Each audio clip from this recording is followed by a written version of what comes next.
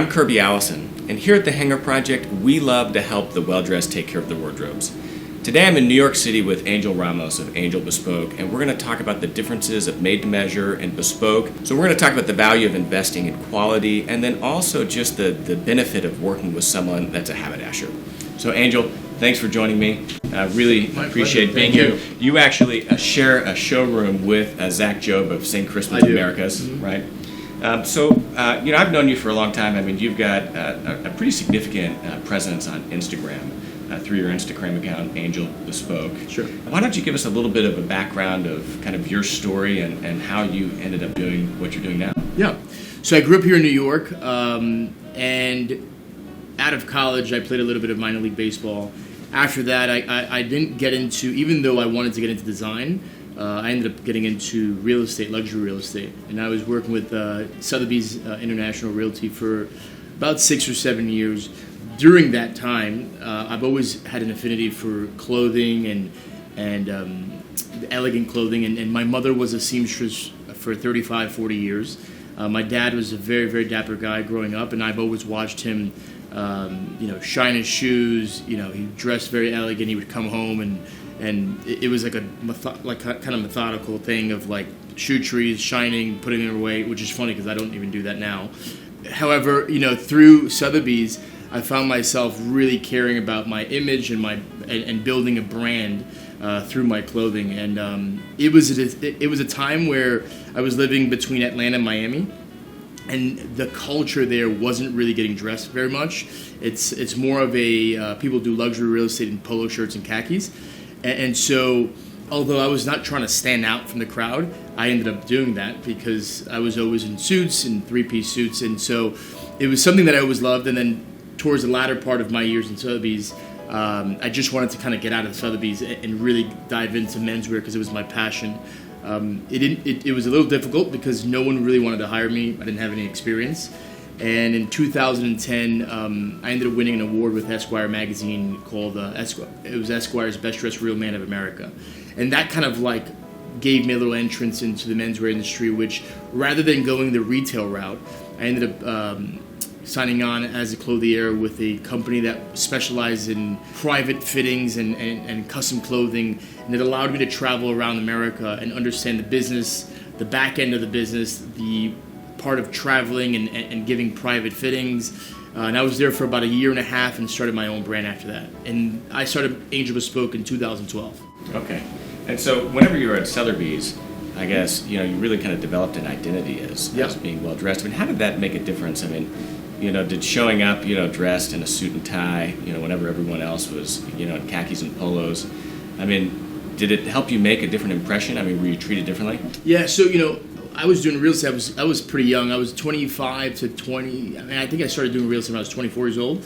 And so I needed that edge to gain listings, especially when you're in the luxury market, because there's not many people who want to give a 24-year-old a $5 million plus listing. And so that edge and that elegance when I would come into a listing appointment, it just gave me a step up. And I actually partnered up with a pretty significant group in terms of in Sotheby's.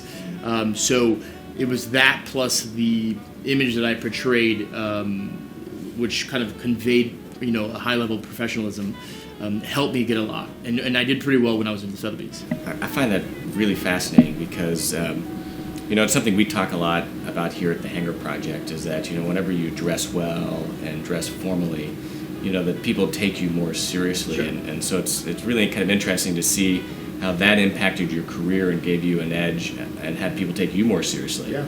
Does that inform at all kind of what you feel like you're doing through Angel Bespoke and kind of helping develop that narrative and share that with other people?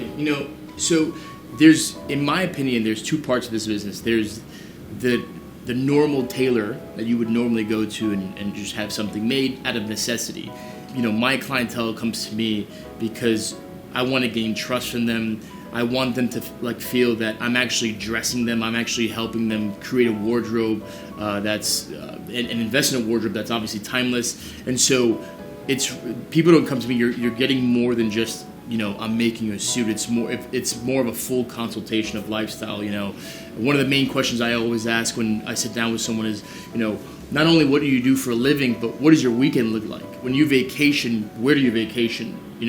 What would you envision an evening out with your wife and dinner in Jamaica and Round Hill? Are you wearing, are you dressed up? Are you more of a casual guy? And kind of building a wardrobe around that. Do you spend much of your time, trying to give guys the confidence and kind of push them to maybe dressing more formally more often? It's one of the funny things is I have a lot of clients who get pretty, not annoyed, but they're always weirded out by how much I push tuxedos. So I think it's pretty sad that nowadays most men don't even own formal wear.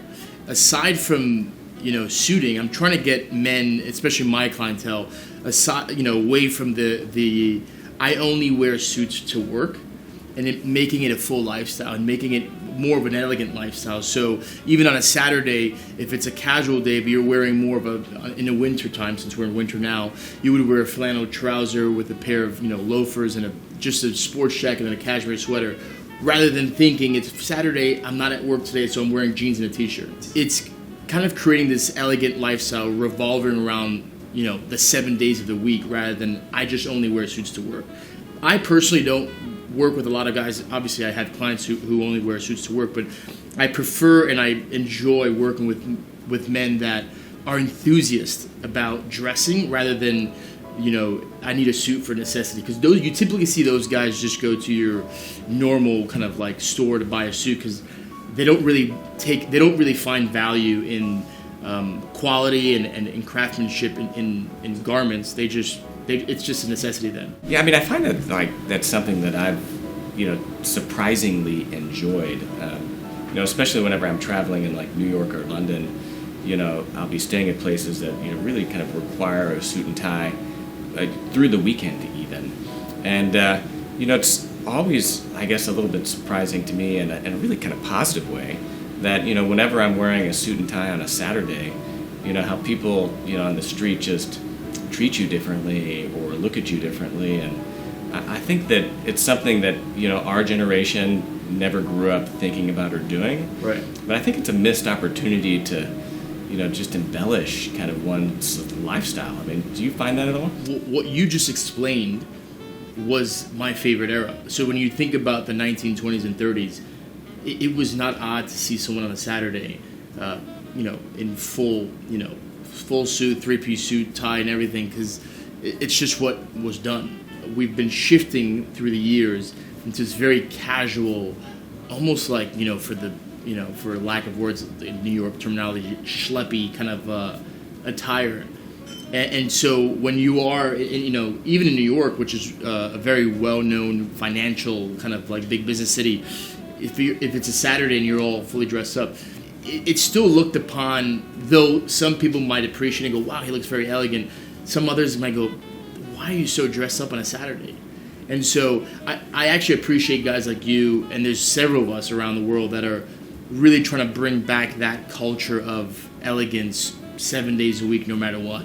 I think one of the other things that, that I certainly in speaking with people that are clients of yours and kind of mutual friends is, you really embellish and kind of embrace this idea of, kind of bygone era of having a real relationship with one's haberdasher, right? I mean, men used to have a tailor, a shirt maker, they had a guy that made their shoes, a barber, and a doctor, and those were kind of sacred relationships. And, right. This day and age, I mean, most people don't, that relationship hasn't been preserved very well. You don't find that at department stores. Sure. And, traditionally you would only find it through like a Savile Row kind of bespoke offering, where someone's spending, $5,000, $6,000, $8,000 on a suit. But you really have brought that down to a price point that's much more accessible to the average person. Right. Reasonable price point. I mean, what's the average price of a suit that you're making? So we have two kind of lines of production. So at one side, the lower end side is about $1,400, and then the higher end side starts at $3,000. And so for as little as $1,400, someone can still have that relationship with Absolutely. you, where you're kind of guiding them through the process of building a wardrobe. So talk a little bit about that. So here's the thing: is that, like you said, in the past, men had their guy. Whether it was their barber, it was their shirt maker, it was their, anything that would be specialized in terms of what they would need. And I actually, when I was in real estate, I was taught to be the everything to someone, because you always want contact, you always want to keep that, you want to harness that relationship here, and then everything gets spread out through you. So when I got into menswear, I was like, man, I want my client not only to come to me for clothing, but I want him to reach out to me. Where should I go to get a haircut? Where should I eat today? I'm trying to get into this, restaurant. Do you have a contact there? So that's why I like to call myself kind of like a lifestyle clothier or a lifestyle consultant, because at the end of the day, you're giving more for what people are really paying for, and that's the value proposition. And that my goal is always to give more value than what someone's actually purchasing. So you're not only getting a suit, let me help you create this lifestyle around you and actually ease it from you. That way it's less of a thought process for you. And so we have clients who might text us right before dinner and say, hey, here's 3 outfits I want to kind of wear. And then you're literally putting outfits together for them via text message. It's that value that no one's giving anymore. Yeah. It's just because this industry has kind of created this fast, aside from fast fashion, it's also fast service. You got a suit from us, we really don't want to hear from you again until you buy another one from us. Mm-hmm. And so I'm trying to kind of break that barrier and give more than what you're actually paying for.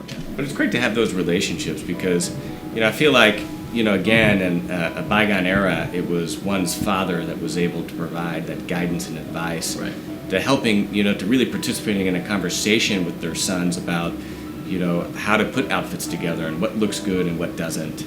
And I think a lot of us, grew up, the children of baby boomers who, did not dress formally to work and right, did not particularly, enjoy that, and certainly didn't pass it on to their sons. And so I think it's great that you're able to kind of be that resource for your clients, yeah, to say, let me help you.